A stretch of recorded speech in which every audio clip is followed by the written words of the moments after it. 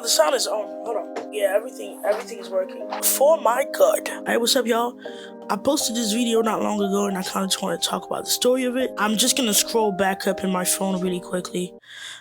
They gave me a mic, and that is the story of my life. So, to begin with, when I started my locks journey, I'm gonna be honest with y'all, like, I was very, very scared. Very scared. I was actually petrified. It was something that was, I won't call it known for, but it was just, I was very scared. I've been wanting my locks since I was in high school. I even I talked about it. I made research about it, but I was always so scared of taking the leap to actually get that done. And basically what ended up happening is that during the pandemic, I was reading this Bible verse. It was the most random thing. I was making research about just hair. I was trying to understand where I could locate, because I had been told my whole life, like, having locks is such a non-biblical thing. And I was like, well, if every topic is in the Bible, my dad always says this, every topic is in the Bible, then I should be able to find something about locks or something related to having the hair that I currently have.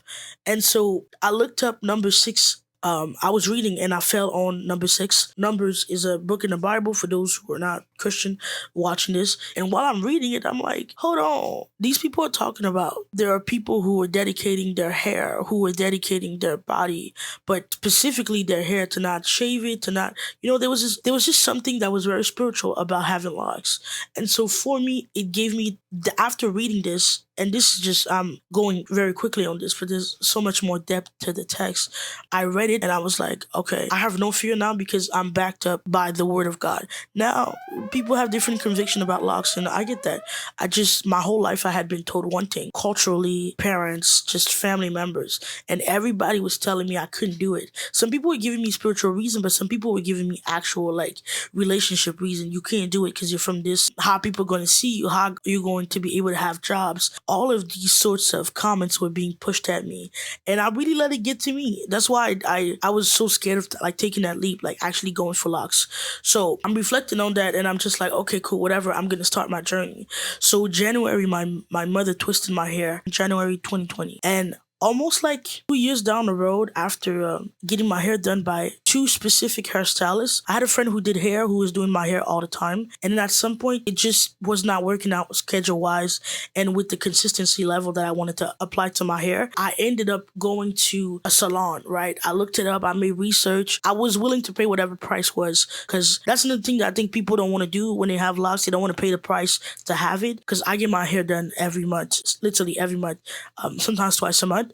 I wanted my hair to be kept. And by kept, I mean keeping the parts. Not necessarily kept in the sense that there's new hair growth. It's no longer beautiful. I really enjoyed my, what they call ugly period of the stage. I actually had a lot of fun with it. Now looking back at the picture, I'm like, this was a crazy hairstyle. But I was very confident with them. I didn't have, and that's really by the grace of God. I didn't feel the fear of the public when I got them. I was just very happy to have them. There was a level of freedom I was experiencing with them that I didn't experience before by having other hairstyles. Now, fast forward, this is how it all kind of breaks down to me having this conversation about how important my hairstylist was. I had went to 2, let me back it up. I've always thought that getting my hair done was such a personal and it just always felt a bit more personal. I don't like a lot of people in my head. And by in my head, I mean touching up my hair. I don't like that. I don't know if it's a everyone thing.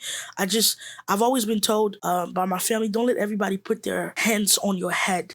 For me, my head is a sacred place. I went to this appointment. There's two things. Okay, so there's 2 appointments that made me do this prayer.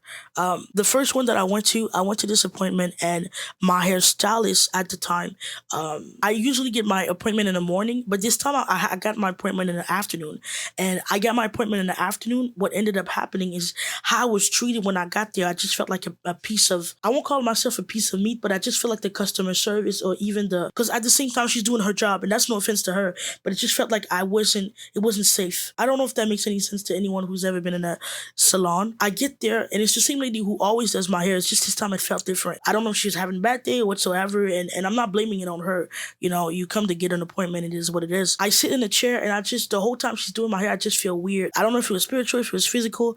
It's like she's treating me like just another head that she's doing. And I'm not saying I want to super personalize, take care of me service, but I just didn't get the hello. I didn't get some of these small things that for me customer service is very important. And I just didn't get that. It felt weird. I left. I was like, maybe she's having a bad day. It is what it is. Get home. I want to say like maybe a month or two afterwards, I go back for an appointment, and we have this weird conversation about the horoscope. She's talking to me about how my sign is a Libra, and I'm this, and that's why we flow so well. And I'm like, I don't believe in that. And maybe as a Christian, that's the part that maybe I fell at, but I didn't know how to justify how uncomfortable I felt about those horoscope thing.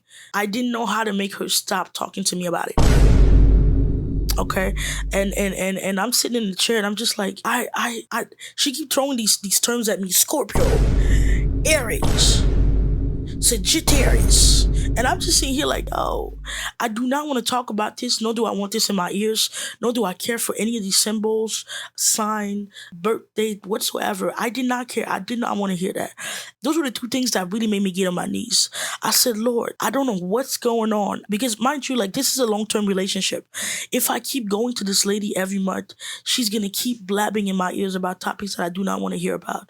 And personally, it just didn't align with my conviction, my heart. I felt very uneasy, so I made a prayer. I was like, God, find me a different hairstylist, like somebody who can do my hair where I don't feel when I leave like I just sat into a weird chair, things weirdly happen. Because mind you, like, she's touching my hair, she's touching my head. From there, I was like, all right, cool. So I made that prayer. Fast forward, she tells me she's gonna go on a trip. She went on this trip, and when I tell y'all, this was the open door that I did not know would be an open door. So she left on this trip, and I end up booking with this other girl that my friend has been talking to me about for a long time, right? And which is my current hairstylist. I ended up going to her, and at the time she was doing hair at a different emplacement. When I promise you, it's been one of the best prayer I've made my whole life. And it's why I tell people, like, even if it's just like regular, even if you're just getting braids, I think who does your hair matters. I think who touch your head matter. I think who puts their hand and scalp massage your hair, it matters. Why? If you look in the story of Samson in the Bible, which is in Judge, you can see how hair can sometimes just play a big spiritual aspect. And there's so many other people who, you know, have different storyline with their hair, but I cannot stress enough how important it is to get your hair done by the right people. Not everybody should be touching your head.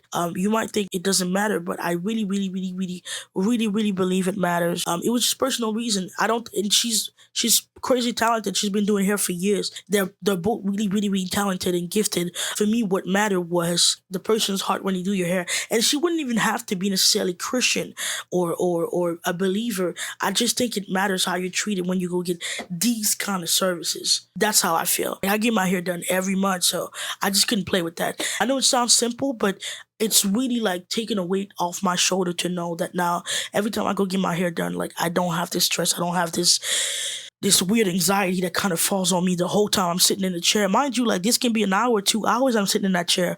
Like, I'm not playing with that. I'm definitely not playing with that. That's my story. All right. Hope you have a nice end of the day, and I will see you in the next video. Have a nice one. Deuces.